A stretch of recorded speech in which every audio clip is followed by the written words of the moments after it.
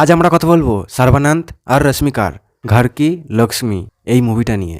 আর এই মুভিটা কেমন হয়েছে, এই মুভিটা দেখলে তোমাদের কেমন লাগবে, সম্পূর্ণ ডিটেলস আজ তোমাদেরকে দেবো। তার সঙ্গে দিয়ে দেবো মুভিটার হিন্দি ভার্সন লিঙ্কও, যাতে করে তোমরা পুরো মুভি দেখতে পারো ও তার মজাও নিতে পারো। এবার আসি মুভিটার কাহিনীর ওপর। এই মুভিটার আসল কাহিনী হলো সর্বানন্দ রেশমিকাকে অনেক বেশি ভালোবাসতো। আর সর্বানন্দ ছিল পুরো জয়েন্ট ফ্যামিলির একটাই মাত্র ছেলে। আর সে রশ্মিকাকে অনেক বেশি ভালোবাসতো। আর সে তার জন্য সব কিছু করতে বাধ্য হতো। কিন্তু রশ্মিকার মা, সে এই বিয়ে শাদি এইসব ব্যাপারটায় সে বিশ্বাসই করতো না। আর রশ্মিকা তাকে বলেছিল যে এই বিয়েটা কখনোই হবে না যতদিন পর্যন্ত সে তার মাকে রাজি না করাতে পারে।